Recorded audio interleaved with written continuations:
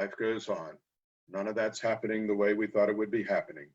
And yet our ministry goes on. I want to introduce Meg Campos as one of our ministers. She works with our folks in need. She works with our social outreach ministry. I think as she speaks with you today, it's to some extent speaking about she's working with folks who are in need, but also encouraging you and folks like you to provide compassion and to provide charity.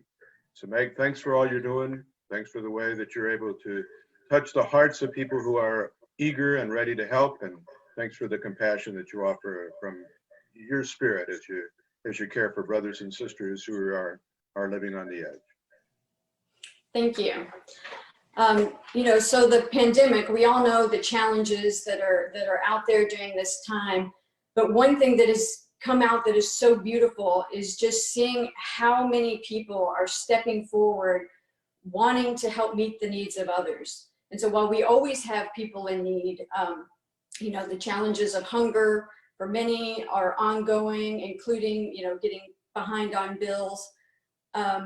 But because of this pandemic, there's also a lot of people who are facing these struggles for the first time. And that's been a challenge for people who maybe never thought that things could happen to them. You've had their hours reduced and, kids at home and mouths to feed in a different way. And so, but just seeing so many people wanting to help, especially those in our parish family, they're not exempt from these challenges, and parents in the school. So, but one of the things that came out of that I'm happy to announce, and it recently went out in our parish email, is a new hunger ministry initiative. And this was brought to our attention really by a parishioner who wanted to, through his contacts and his work, to get food to people in need, even those in our parish.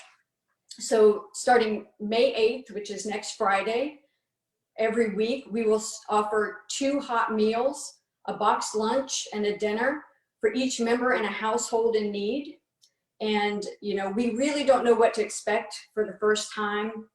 So we're planning to serve 50 people. And so it'll be on a first come, first serve basis, but we can expand on that afterwards once we have a feel for how many people we need to serve. And I did just get an email because I'd asked, what do those boxes look like? What's a typical box? So think of a little foil pan with a lid, a cardboard lid, and they're hot meals.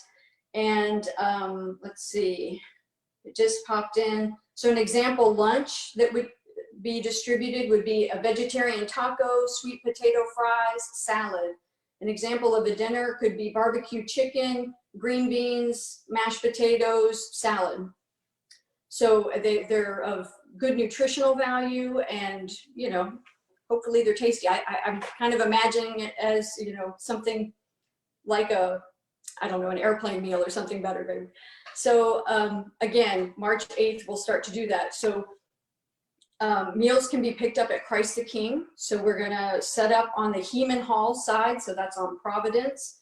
We'll have a cone set up to direct people. You don't have to get out of your car. You just pull up, pop the trunk, and a volunteer or staff member that's volunteering will be putting those directly in your trunk. We'll need to ask you how many people in your household, for example. But other than that, it's a safe way to distribute food. We can also offer delivery for people who cannot leave their home. And we're gonna let people decide if they fall into that category. A lot of people think immediately of elderly or homebound, and that's one, but it could also be someone who doesn't have transportation, or maybe a parent that's working from home and has the kids there and it'd be hard to get out. So we'll leave that up to the discretion of people. Let's see. So if you need delivery, the other one is just show up, first come, first serve. If you need delivery, you can leave a message for me at 269-3771, or if you know the church office number, leave a message there and it can be passed along to me about delivery.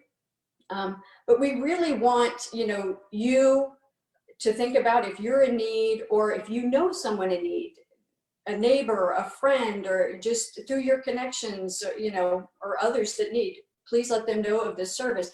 And not only that, if you're in need in other ways, give me a call, send me an email, you know, don't be shy. A lot of people are in this situation, and if I can't help you, I can put you into contact with existing services and, you know, help meet the needs the best we can. There's a lot going on. There's a lot of services in the community that you might not be aware of outside of us, and a lot of us that help people for regularly are aware of what's out there.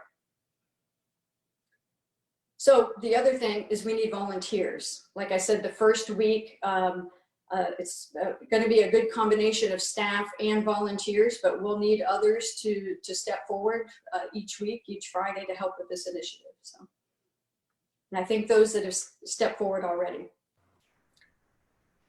So Meg, just if somebody does want to volunteer, or like say know somebody who needs a delivery, what can they, what was that phone number again? Just give that number out one more time. This is my office phone number. It's 269-3771. And you can also email me if you're more comfortable with that. It's mcampos, C-A-M-P-O-S, @cdlex.org. Of course, it's on the website. You can find me, you know, all the staff numbers and contact information is available on our website. So I'll say too, you know, please count on using those numbers. You know, certainly our office number is valid, but we're in and out of the office so much because of the pandemic. There's a lot of times when it goes 2 or 3 days before the messages are all checked and passed on, you know, and that's just the nature of things. So the more direct you can call, the better. yeah, Please feel free to call my number too, and you know, which is in the bulletin. And I do get in the office about every day, at least for an hour or so, and I can certainly pass on a message to Meg. We don't want a message to just be out there and get lost. Yeah, the most direct one is the one I gave you, the 269-3771. Leave a message. I check that a couple of times a day. Email, I'm always, you know, working from home. I see my emails as they come in, unless I'm on a Zoom call. But other than that, you know, I'm responsive every day. So Great.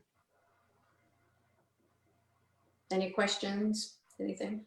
Let me just see here. It looks like nothing specifically question-wise. We have a number of folks on at this point, so but no specific questions. So good job, Meg. And I'm excited just to know we have this. And I know, like you said, this can be, we'll see how the demand is, and we actually have the potential to up that quite a bit. So hopefully the people that really have that need, or that we know have that need, we've got a new avenue to really give them some direct help.